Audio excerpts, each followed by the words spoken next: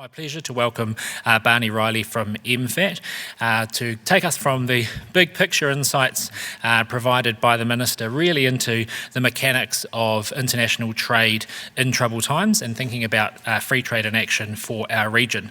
Barney is of course coming to us from Wellington, and thank you for your flexibility, Barney, in getting here early so you could be with us today. We really appreciate you making the effort. Barney, I'll just mention in terms of his role, he has been several years in trade, foreign affairs and investment, and he currently leads the Trade Policy Engagement and Implementation Division of MFAT. So he's right in the mechanics of developing international trade policy, and we're very lucky to have him here with us this afternoon. So please welcome Barney Riley.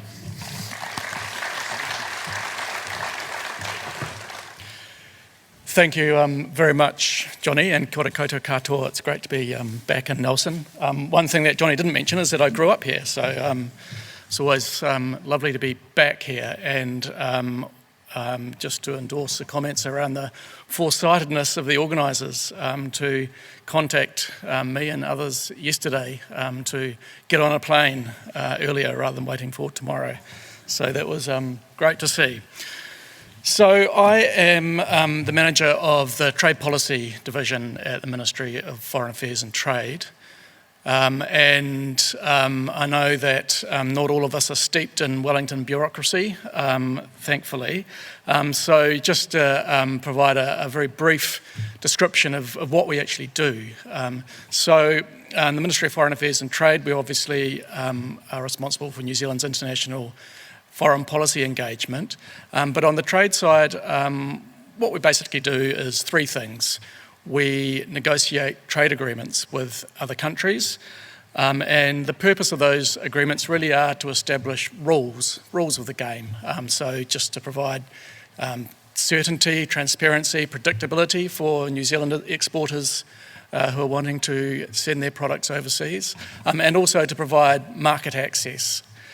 So that's one thing. The second thing we do is around engagement, and that is engagement with New Zealand companies, with New Zealand exporters, really just to help them take advantage of those rules that we have negotiated.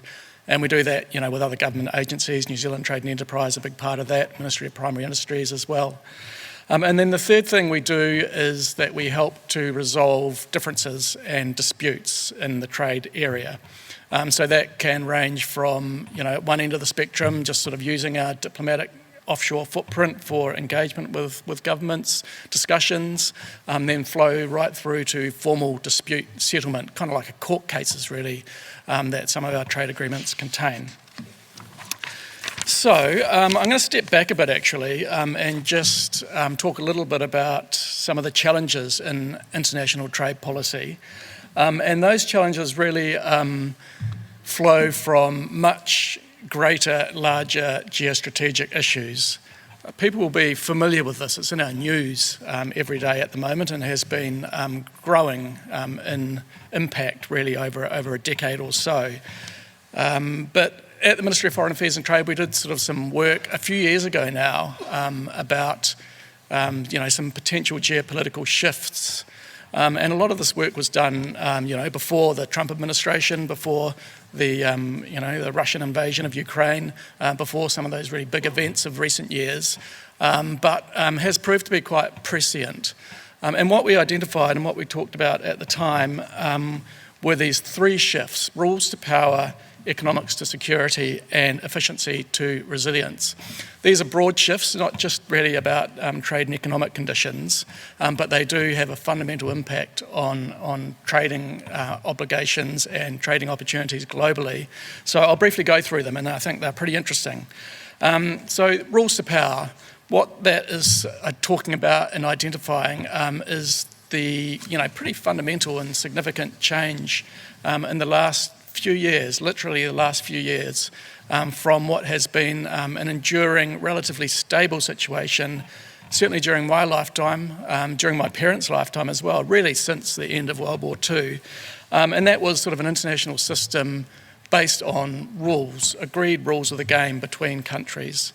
And so, at the United Nations, what that looks like is agreement around security, around territorial integrity of states, around sovereignty, around the constraints on the use of force. A country under international law can only use force in self-defence. And that hasn't always been the case. Pre-World War II, it certainly wasn't. But during our lifetime, that's been a very fundamental part of the international system. And then, of course, in sort of the more trade and economic space, there are a suite of rules as well that were negotiated under the World Trade Organization that have existed for decades. But what we have seen in the last few years and gathering pace is that system of rules breaking down. And it's really being replaced by a system that's based on power. Lots of examples to that. They'll be familiar to you. I mentioned Russia's invasion of Ukraine, a really shocking development, really, when you think about it. One nation just simply deciding that it would like a piece of another nation and simply moving in and attempting to take it. Lots of other examples by various other big powers in terms of interventions internationally without, getting any authority or cover from the United Nations. Whether that's in Venezuela, whether that's in, the Middle East, as we're seeing at the moment, whether that's in the South China Sea. Again, it's just raw power really being the guiding principle for action. Big powers doing what they want. So that's that rules to power fundamental shift. The other one we have seen and are continuing to see, we've sort of summarised as economics to security.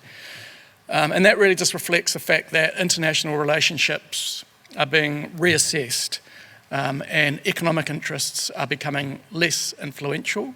And countries are determining their international relationships more based on their security interests. Probably a good example of that is to look at the China-US relationship, where for many years, decades, until recently, there was increasing engagement between China and the US, and that was based on mutual economic benefit. But since this shift of economics to security, we've seen that relationship unravelling and really the decoupling of their economic relationship. Efficiency to resilience, another separate but related big shift. When I grew up in Nelson, we used to, there's a car plant here. We used to make cars. That was shut down, when I was still pretty young, and it was shut down for good reasons. It was just very inefficient. It didn't make sense for New Zealand to make cars. So, supply chains, manufacturing was kind of reordered around the world in order to get greater efficiency. Now, some of that driver for efficiency is breaking down and being replaced by a desire for resilience. We're seeing countries becoming quite concerned about stockpiling. There are notions like onshoring, it's bringing manufacturing back to your borders, or friendshoring, which is a related concept where you tend to trade and invest more in your friends, however you like to describe them. So, from efficiency to resilience, a big shift. And, I guess we've seen examples of that just very recently as well around the fuel security situation that New Zealand has been facing. So those are sort of, the big picture really, big geopolitical shifts, and it has impacted, really significantly. And for those of us who have been involved in international trade for a number of years, if not decades, in quite a shocking way, in terms of the impact on the global trading system. So I'll just talk very briefly about the golden weather for New Zealand, as we like to think of it. And that was a system of trade rules that developed after World War II in the General Agreement on Trade and Tariffs, the GATT, which became the World Trade Organization, the WTO. And there was, most of the world coming together under the forum of the WTO to agree on the rules of the game for conducting international trade. What that provided for members, for countries, was certainty of market access, It provided sort of certainty, transparency, predictability about the rules that govern trade. It included some really important principles which became bedrock for the international trading system, not least among them this idea about non-discrimination. So that's the idea that countries cannot discriminate between countries in terms of the conditions of trade that they provide. And also at the WTO, the development of binding dispute settlement. So that was the ability for any country to go to international arbitration, get a decision from this international panel, and that decision would be binding, legally binding under international law on the parties involved. And so the golden weather for New Zealand, as you understand and appreciate, we're a small country.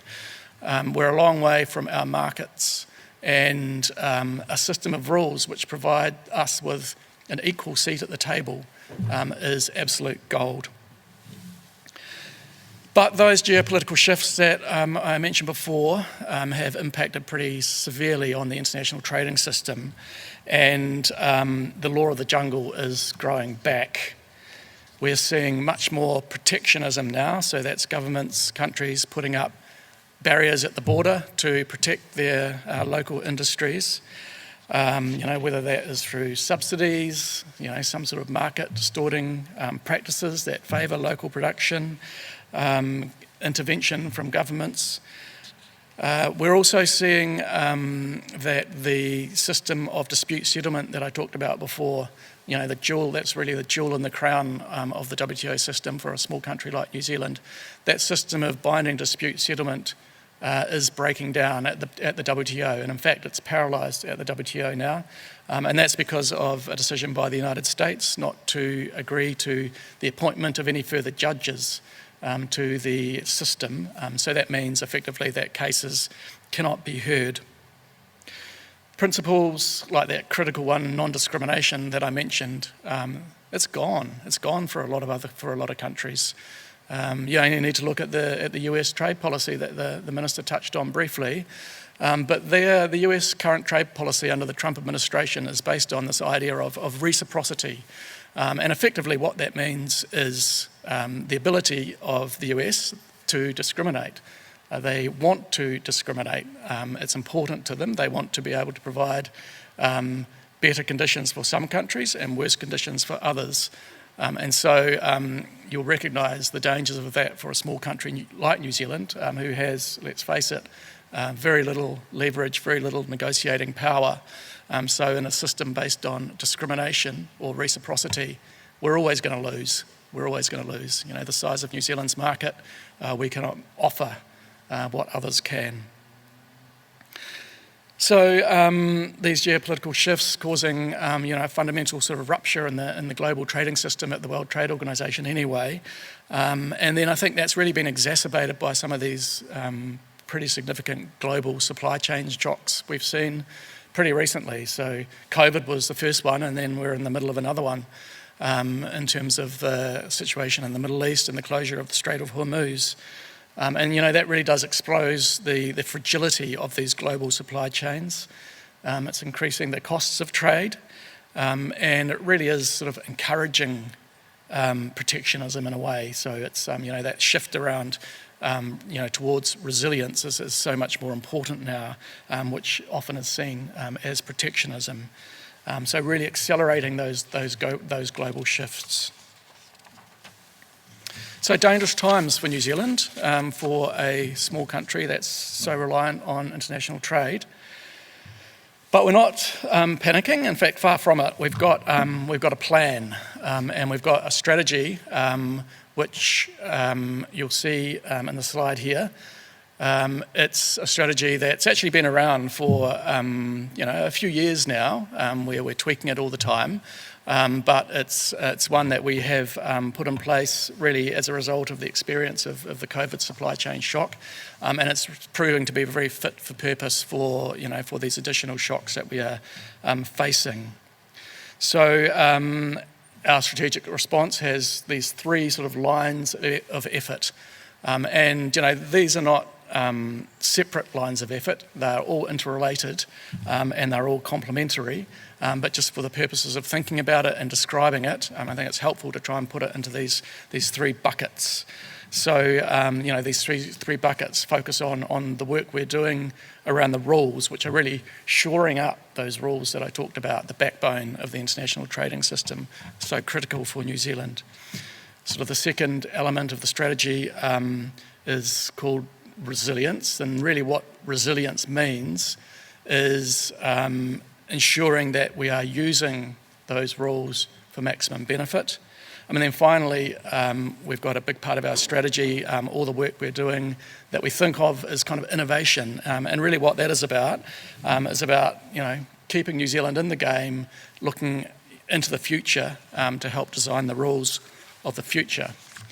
So I'll say a little bit more about this trade strategy now.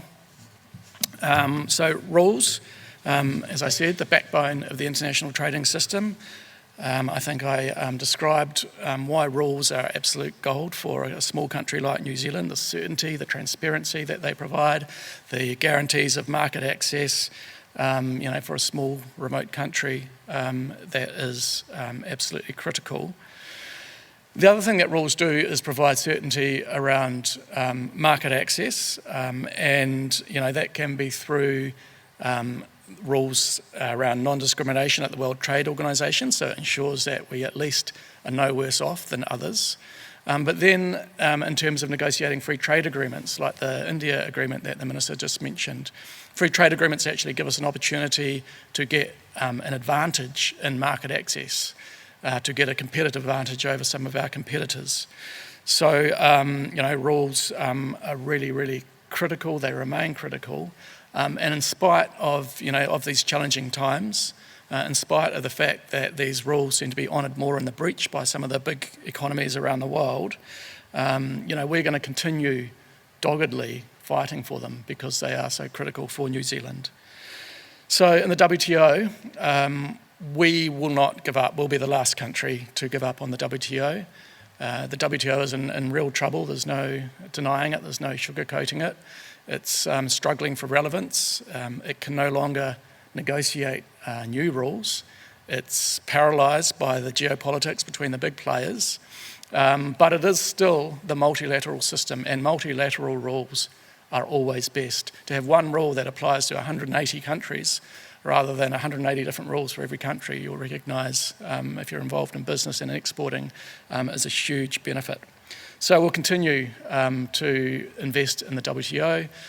We have a prominent role in the WTO. New Zealand has traditionally had a prominent role. The Minister was a vice chair at the ministerial conference earlier this year, and we'll keep trying to save the furniture. Even if we can't negotiate new rules in the WTO, we will at least try and save the ones that are already there.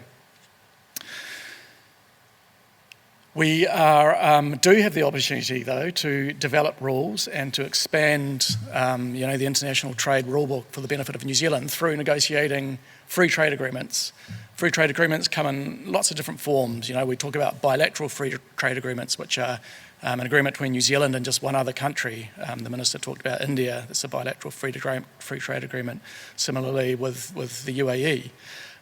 There are other free trade agreements which we call plurilateral free trade agreements, which is New Zealand and a number of other countries. And a good example of that, which you may have heard of, this one with a horrible acronym, CPTPP. It's a Trans-Pacific Partnership Free Trade Agreement, which is New Zealand and 11 other countries, both sides of the Pacific, and also now including the UK, so truly a global agreement. So we have really invested heavily in our free trade agreement network. In recent years, the Minister highlighted, recent achievements, the UK FTA, the EU FTA. We've concluded with India. We've concluded with the GCC, the Gulf Cooperation Council, which are the 6 Persian Gulf countries. And so these free trade agreements cover a large proportion of New Zealand's export interest. Currently, around 71% of New Zealand's exports go to markets that are covered by a free trade agreement. Once we've got the GCC and India into force, that will rise to about 75%. So that 75% of New Zealand's exports have that security of a free trade agreement, and whatever happens at the WTO, we will still have that security. So that's the rules, really critical. Resilience refers to how we use the rules to maximise benefit. If we can't negotiate a single new rule or a single new piece of market access, the fact is that there is an enormous gain to be had just from using the rules that we've got. So this element of our strategy, it's got lots of different lines of effort, highlight some key ones. One is around addressing non-tariff barriers. So we always talk about tariffs, that's an easy way to understand the benefit of a free trade agreement. As the Minister said, you can put a number on it, you can talk about how many millions of dollars New Zealand exporters will save on day one as a result of reducing tariffs. But those of you engaged in business will appreciate that tariffs, they're just taxes. That's only one element of the cost of exporting. The rules around exporting, the need to meet certain standards, the need, if you're a service provider, the need to, potentially, have accreditation in the country you're operating in. All of those rules add a lot of time and a lot of cost, and these are what we call non-tariff rules, non-tariff barriers. So we're always working to try and address non-tariff barriers. There's a lot to be gained from it. It's really hard work, it's grinding, multi-year work often, and some non-tariff barriers simply are intractable and will never be resolved. But some we can resolve. Last year, for example, we resolved about 15 non-tariff barriers, which collectively were worth about $600 million in terms of the New Zealand trade that was impacted by it. But overall, we are aware of upwards of 200 non-tariff barriers affecting New Zealand exports in different markets, covering about $9 billion of New Zealand's exports, so probably 10% of our exports. So, we're going to keep working on addressing these non-tariff barriers. Enforcing the rules. We've negotiated these rules, let's use them. And I talked about binding dispute settlement and how valuable that is. WTO dispute settlement, as I said, is a bit paralysed at the moment, thanks to Mr. Trump. But we also have dispute settlement in our free trade agreements, and we can use that. For example, a couple of years ago, we took a case against Canada under that awful acronym I described before, CPTPP.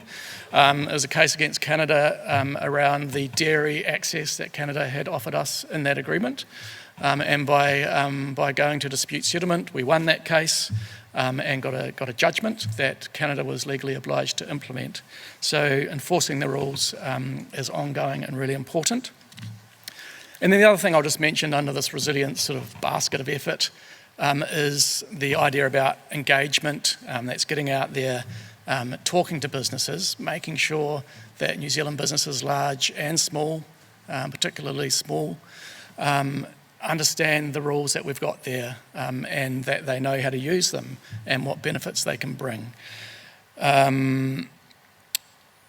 And I'll also just note that it's not a one-way conversation. So we're always really interested and really need to hear the experience from businesses and to understand what their experiences are, and that really helps shape our effort. It helps us decide where to prioritise our resources and really informs our strategy.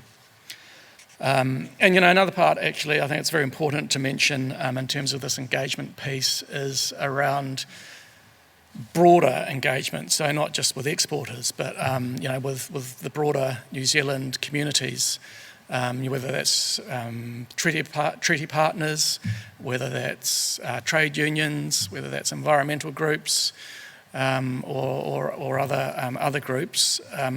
Maintaining the social licence for international trade is really important for our work.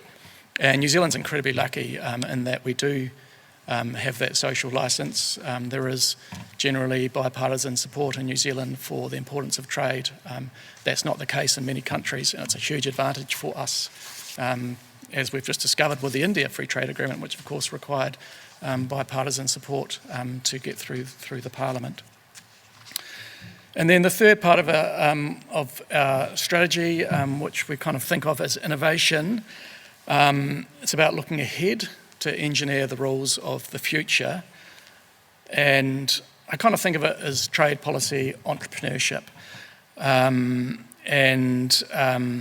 A key part of this is actually keeping New Zealand relevant, giving us a seat at the table. I mentioned before, when these rules are breaking down, we don't necessarily have a guaranteed seat at the table. We know that we need the world, but we also have to acknowledge that the world doesn't actually need New Zealand. So that means we've always got to fight. We've always got to fight to get in the room. We've always got to fight to make our voice heard, and we've always got to fight to be influential. We can't do that through being a big economy. We can't do that through being a member of a grouping like the EU or the group of 20 sort of large economies. And so in a world that is shifting from one based on rules to one based on power, the only way to have our voice heard and to exert influence and to help have a say in the development of the future trading system is through our ideas, our good ideas. I've got a couple of examples up there on what New Zealand's good ideas have been. I'll highlight one in particular, this one, Agreement on Trade and Essential Supplies, which of course is all the rage at the moment as a result of the supply chain issues from the Middle East crisis.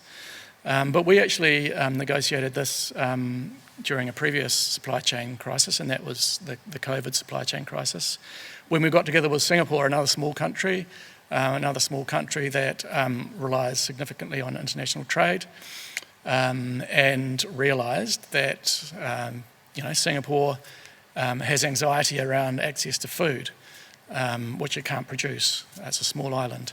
New Zealand has anxiety around access to things we don't produce, energy, pharmaceuticals, things like that. So we got together with Singapore during COVID, and it started off just as a declaration, done virtually. Of course, we weren't meeting face to face. It was just words, so easy to dismiss. But we did subsequently turn those words, that declaration, into a binding international agreement, which is this one that's on the screen here. Pretty innovative. This is the first time that an agreement of this type has been developed. It includes obligations on both New Zealand and Singapore not to put in place export restrictions, so not to restrict exports even during a crisis. And so it's quite a big undertaking, but the current energy crisis we're going through has underlined the value of that. So that's our trade strategy. I guess I've sort of put it in fairly, in terms of the challenges and the big shifts and the geopolitical shifts as being a defence against that. But I do want to leave you with a bit of hope, because it's not just about defending against those big shifts. It's also a positive and ambitious goal. This is the Minister's export double goal he mentioned before.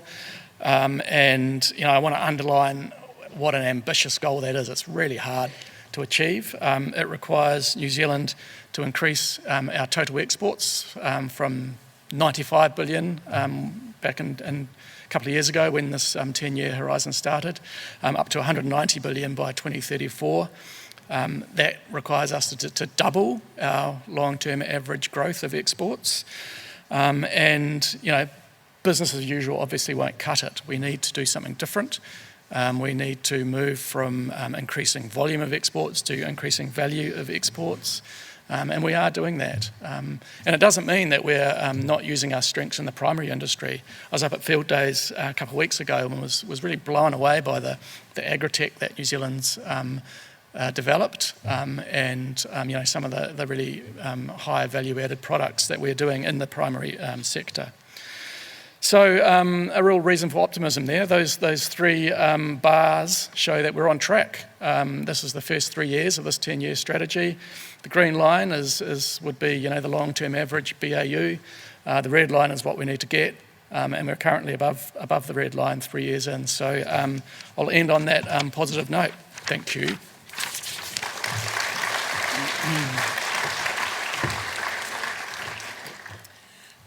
Barney, can I get this mic on? Barney, thank you so much for that. We only have a couple of minutes and there are lots of questions, so I'm just going to rip straight into it. The first one is by Ben Crawford. There is understandably a great deal of focus on exporters. Where do importers fit into New Zealand's trade strategy? That's a great question. Importers are equally important to our strategy, and that's for a number of reasons. We know that New Zealand doesn't produce everything that we need. It's hard to think of any export from New Zealand that doesn't use some element of an import as an input. And as we've discovered, during this closure of the Strait of Hormuz and the supply chain issues we've had, the problems for our exporters as a result of shortages, not just in energy, but some of the other petrochemical related products, whether that's plastics for packaging, whether it's fertilisers so we can actually grow our stuff. So imports are really, really important, and that's a really good reminder. Thanks for the question. Straight into the next one. So it seems New Zealand can no longer sit on the sidelines and claim neutrality. Will we be forced to choose a side for our own security, and which side is most likely? A nice easy one for you.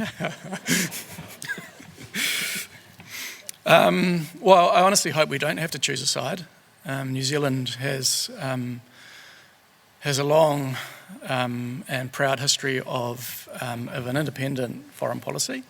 Independence doesn't mean that we don't line up and support countries in relation to certain issues, but it means that support's not blind support.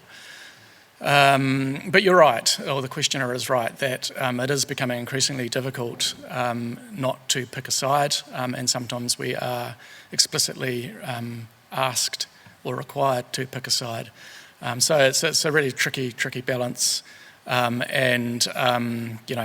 I guess all I can say is that I hope that things don't deteriorate to such a state where we do have to pick a side. And I'm reasonably optimistic in that sense. There is a lot of rhetoric out there, but the world and the global economy is still pretty integrated, and it's not that hard to decouple completely. So I think we will continue, to be independent and to make decisions on how we want to position ourselves based on our interests on any particular issue.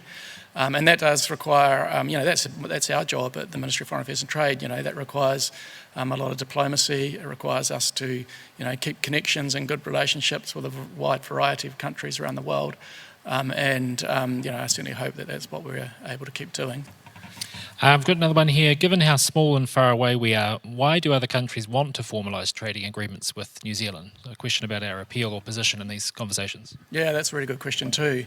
So I've been a trade negotiator off and on for 20 years during when I've been based in New Zealand, and going into a negotiation, that's always the biggest challenge for us is to be able to describe for our trading partner what's in it for them, what's our leverage. So it's not, let's be honest, it's not the size of New Zealand's economy. We can't offer them market access. Most of our tariffs are zero anyway. So we have got quite adept at describing the value of New Zealand. Often it's in strategic terms. And so we will, it requires us to understand our partner better than they understand themselves, so that we can identify for them what's in it for them. Let's take a classic example, China.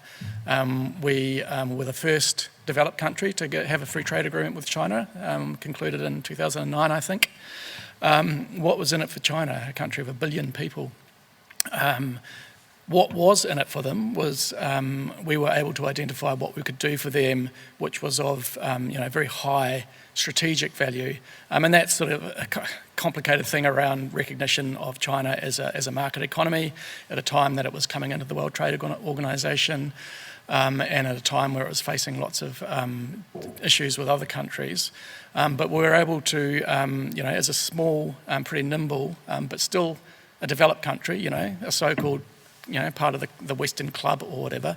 That it was that branding really that was the advantage for China, and also they hadn't done free trade agreements before, and so they were practicing, to put it bluntly, and they could afford to make mistakes with New Zealand, and it would help them for subsequent negotiations.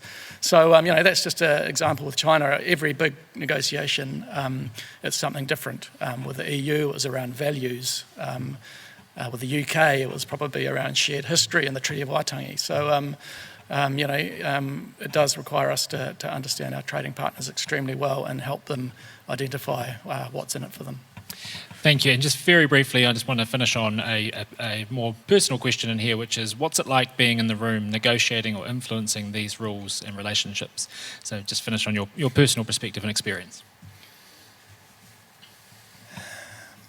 It's variable. The type of room has got a very different dynamic and a very different feel depending on what kind of negotiation you're doing. So at the World Trade Organization, as I said, it's a multilateral institution. It's got 180 members. And so you're in a room literally with representatives from 180 countries. It's quite formal, it's formulaic, and to be honest, can get quite frustrating because of pace. Compare that with negotiating across the table in a bilateral negotiation just with one other country. It's a very different dynamic, much more around personal relationships. I mean, it's really, there's no big secret to it, to be honest. It's around developing a good relationship with the person you're negotiating with. Trust is really important. So investing in the relationship really is the key to negotiations, as it is, in any sort of negotiation. All countries are very different, very diverse cultures, but fundamentally people are very similar, and so just good basic relationship management, cultural acknowledgement. Basic stuff around, building trust is the secret, like in most of life. Excellent. Thank you very much, Barney.